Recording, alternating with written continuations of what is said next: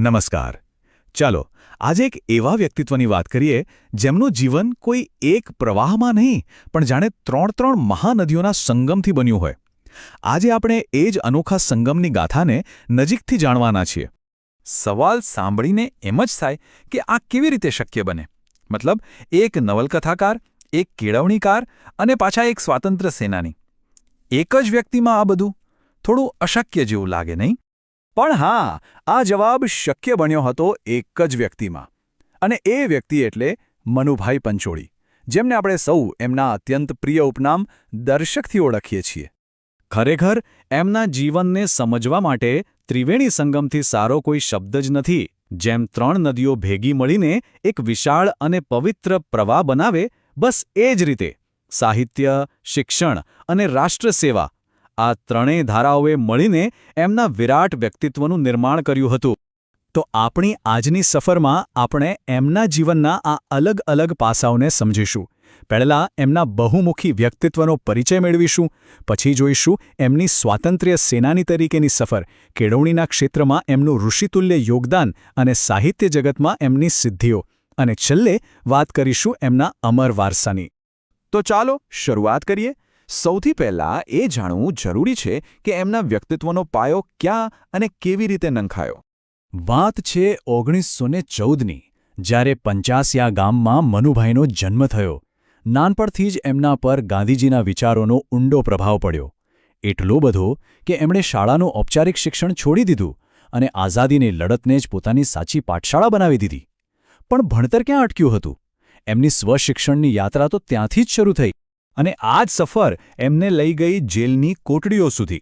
પણ નવાઈની વાત એ છે કે આ કેદવાસ એમના માટે બંધન નહીં, પણ એમના જ્ઞાન અને દૃષ્ટિના ઘડતરનું કેન્દ્ર બન્યો.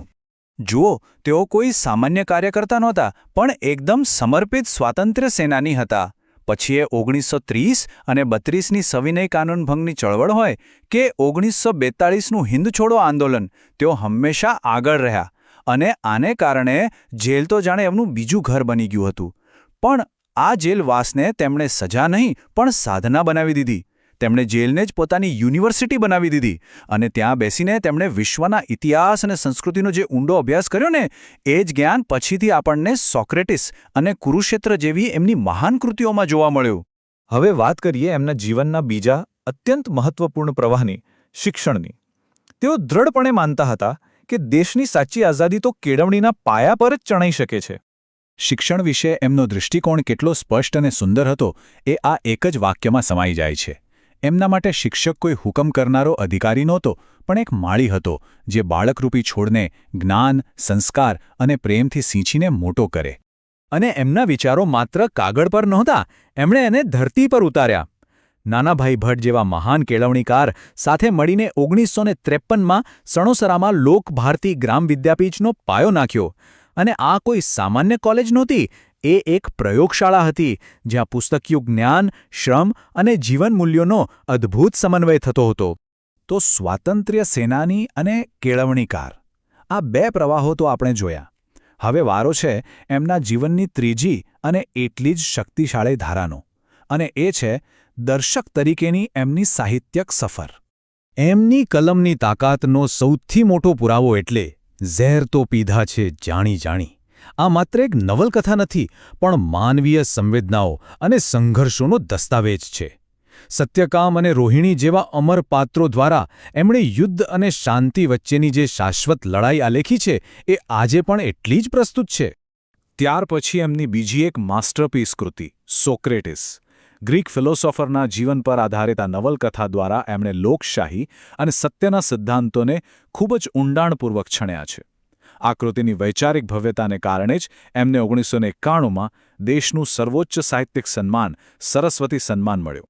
એટલું જ નહીં, કુરુક્ષેત્ર જેવી નવલકથામાં એમણે મહાભારતની ઘટનાઓને એક નવા જ દૃષ્ટિકોણથી જોઈ.